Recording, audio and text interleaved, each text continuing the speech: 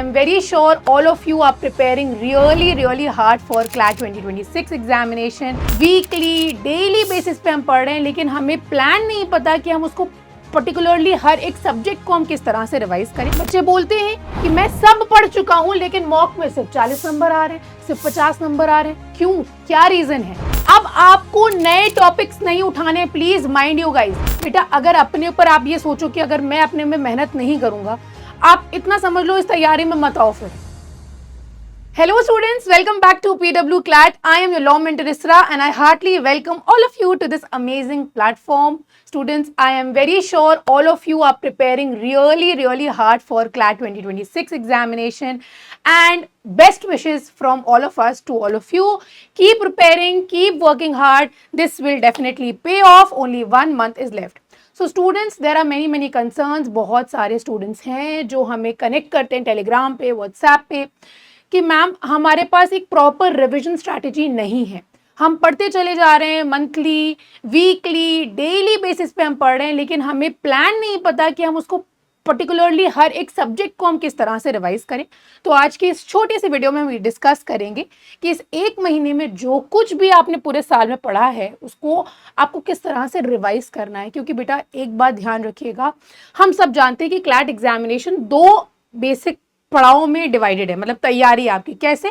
एक तो प्रैक्टिस है। बहुत सारे बच्चे ऐसे होते हैं कि मैम सिलेबस कंप्लीट नहीं हुआ, क्या प्रैक्टिस कर सकते हैं? उनको भी हम थम्स अप करते हैं कि भाई अगर तुम्हें अपने आप को टेस्ट करना है। बहुत सारे ऐसे स्टूडेंट्स होंगे जो माइट भी हमें देख रहे हो, जिन्होंने अभी तक कुछ नहीं पढ़ा है और वो अटेम्प्ट देना चाहते हैं, अपने आप को देखना चाहते हैं, वहां पे उस फील को लेना चाहते हैं। तो भाई yes, thumbs up, you can go and you can give the attempt. अगर आपने प्रैक्टिस करी हुई है, आपको पता है किस तरह के क्वेश्चंस आने, तो एटलीस्ट आपको आइडिया है कि पेपर पैटर्न क्या है। तो सिर्फ प्रैक्टिस वाले होते हैं और कुछ होते हैं, कुछ नहीं बहुत होते हैं जो हमारे साथ जुड़े हैं। There are many students who are preparing for CLAT exam, जो कि एक सिलेबस, पूरा क्लैट का सिलेबस कंप्लीट करते हैं, ठीक है।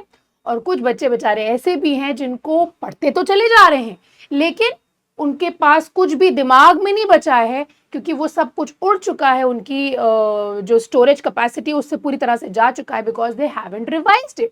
सो यस, मैंने बहुत सारे ऐसे कमेंट्स हैं जो इकट्ठा करे, जैसे बहुत सारे ऐसे बच्चे होते हैं जिनके नोट्स तो कंप्लीट हो जाते हैं, पर एग्जाम में जो है दिमाग पूरी तरह से ब्लैंक होता है। भाई नोट्स बनाते जा रहे हो, इतने बड़े गड्ढे नोट्स के बने हुए हैं, there is a whole lot of notes, but in the examination दिमाग ब्लैंक हो चुका है। बच्चे बोलते हैं कि मैं सब पढ़ चुका हूं, लेकिन मॉक में सिर्फ 40 नंबर आ रहे हैं, सिर्फ 50 नंबर आ रहे हैं। क्यों? क्या रीजन है? आपसे बोलते हैं बेटा रिवाइज नहीं कर रहे हो आप। बच्चों का सिलेबस जो है 3 बार कंप्लीट हो गया है, बट चीजें याद नहीं है। याद के नाम पे अगर आपसे पूछ लें कुछ तो जीरो है। There are few students and exam hall में उनके चेहरे पर वो एक्सप्रेशन होता है कि ये क्वेश्चन तो मैंने कहीं देखा था, और यार पढ़ा हुआ था। बाहर निकलेंगे कहेंगे भाई ये तो पढ़ा हुआ था, ये नहीं मैं सॉल्व कर पाया। क्यों नहीं सॉल्व कर पाए? क्योंकि मॉक लगाते रहे, एनालिसिस भी किया, ऐसा नहीं कि एनालिसिस नहीं किया, मॉक लगाते रहे, एनालिसिस भी किया, लेकिन हफ्ते भर 2 हफ्ते के बाद उसको जाके रिवाइज नहीं किया। बच्चे पूछते हैं कि मैम मिसलेनियस लॉ के लिए हम कितना डेडिकेटेडली पढ़ें। अरे मिसलेनियस लॉ में क्या पढ़ना है? मिसलेनियस लॉ जाके रीड कर लो, किस लिए वो लॉ बनाया गया, क्या रीजन था उस लॉ बनाने, उस पर्टिकुलर लॉ को लाने के लिए, उस लेजिस्लेशन को लाने के लिए। अब क्लैट एग्जाम के पॉइंट ऑफ व्यू से किस तरह से हमें पढ़ना है कि भाई मॉक्स लगा रहे हो, कहीं पे भी उस पर्टिकुलर, जैसे मान के चलिए आपका आर्बिट्रेशन एक्ट है, आर्बिट्रेशन एक्ट आ गया एग्जाम में, तो आपको उसको किस तरह से पढ़ना है? अगर आपने उसको रीड कर लिया, उस कानून को क्यों बनाया गया, वेल एंड गुड। उसके अलावा आपको क्या करना है कि जो कुछ भी आपने मॉक्स में अभी तक की प्रैक्टिस किया आर्बिट्रेशन एक्ट से रिलेटेड, उसको जाके रिवाइज कर लो। मान के चलिए अगर आपका स्पेसिफिक रिलीफ एक्ट है, अब उसको आप पूरा डेडिकेटेडली टाइम तो नहीं दे पाओगे, तो आपने कानून क्यों बनाया पढ़ लिया, उसके बाद आपने ये देख लिया जाके कि भैया इससे रिलेटेड ऐसे ऐसे क्वेश्चंस बन रहे हैं, या अगर कोई करंट लीगल अपडेट है तो हाँ वो इंपॉर्टेंट हो जाता है।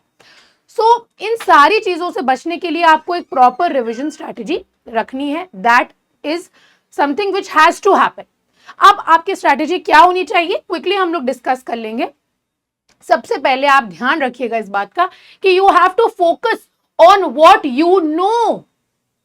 अब 1 महीना बचा है, अब आपको नए टॉपिक्स नहीं उठाने, प्लीज माइंड यू गाइस, मैं आपको रिवाइज करने के लिए कह रही हूं, मैं आपको नए टॉपिक्स पढ़ने के लिए यहां पे नहीं कह रही हूं।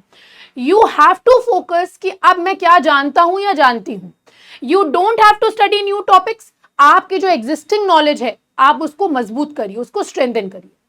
आप यहां पे अपने स्ट्रॉन्ग और वीक एरियाज को लिस्ट करिए। कब लिस्ट करेंगे? जब आप मॉक लगाएंगे। आप मॉक के बाद उसी मॉक पेपर में एंड में लिख देंगे कि लॉजिकल में मेरे नंबर नहीं आए, क्वांट में मेरे नंबर नहीं आए, लीगल में मेरे मार्क्स नहीं आए हैं, बल्कि इससे पहले वाले मॉक में मेरे लीगल में मार्क्स आए थे। So you have to focus on what you know, existing knowledge, and with this existing knowledge what are my weak and strong areas। ठीक है, इससे क्या होगा, आपका दिमाग में जो भी अंडरस्टैंडिंग है रिगार्डिंग द सब्जेक्ट्स वो क्लियर होगी और आपका कॉन्फिडेंस बूस्ट अप होगा। आपका एक डेली स्टडी रूटीन होना चाहिए। आपने जो कुछ भी पढ़ा हुआ है उसको आप रिकॉल करेंगे। आप प्रैक्टिस तो कर ही रहे हैं मॉक्स की, और साथ ही साथ आप रिव्यू करेंगे, आप एनालिसिस करेंगे कि कहां पे मेरी गलतियां हो रही हैं। नोट्स को रिवाइज करेंगे, आप क्वेश्चंस प्रैक्टिस करेंगे, अपनी गलतियां मिस्टेक्स को देखिए, एनालाइज करिए। बेसिक जो होना चाहिए वो है।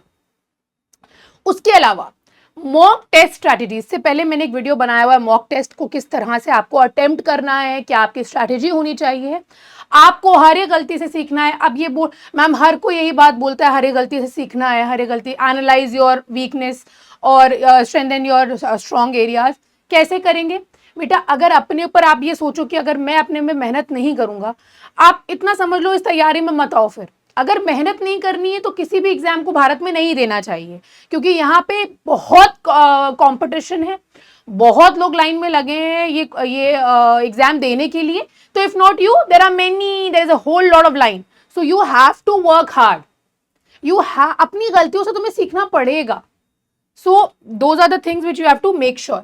ठीक है, हर एक टेस्ट अपनी हर एक गलतियों को एनालाइज करो, और इससे धीरे धीरे वो जो एक मिस्टेक नहीं, वो जो एक वो नहीं आ जाता है, मार्क्स स्टैग्नेंट हो जाते हैं, वो खत्म हो जाएगा। कब? जब आप यहाँ पे अपनी मिस्टेक्स को एनालाइज करोगे और आपका धीरे धीरे ग्रेजुअली जो है वो आपका इंप्रूवमेंट होगा। उसके अलावा आपके लिए स्मार्ट रिवीजन ट्रिक्स में मैं आपको बता दूं, बहुत सारे ऐसे फ्लैश कार्ड हमने भी बनाए, यहाँ पीडब्ल्यू क्लैट में भी बने। फ्लैश कार्ड्स को आप यूज कर सकते हो। फ्लो चार्ट तो एक बहुत अच्छा मीडियम है, सारी चीजों को एक जगह पे रिवाइज करने का। एक पेज पे सब कुछ लिख लीजिए आप, प्लेन पेज पे, ब्लैंक पेज पे सब कुछ आप नोट डाउन कर लीजिए और उसको बार बार आप रिवाइज करेंगे। उससे क्या होगा, क्लियर हो जाएगा। आप ये नहीं बोलोगे कि यार ये कहीं तो पढ़ा था, आपको पता है कि वहां पे मैंने लिखा हुआ है उसको, दैट यू नो। उसके अलावा आपको मोटिवेटेड फोकस्ड रहना है। ये जो आपके एक महीना है ये सब कुछ चेंज कर सकता है। आई एम टेलिंग यू बच्चों, तुम लोग ने बहुत मेहनत करी है। Just be motivated, stay focused. इस टाइम पे हमें क्या हार नहीं माननी है ना। सो इसी नोट पे मैं आज का सेशन यहीं पे एंड करूंगी। आप लोग अपना ध्यान रखिए, पढ़ाई करिए, खूब मेहनत करिए, खूब इस जर्नी को ना बहुत सारा एंजॉय करना है अपने को। ठीक है, so see you in the next one. तब तक के लिए take care and good bye from my side.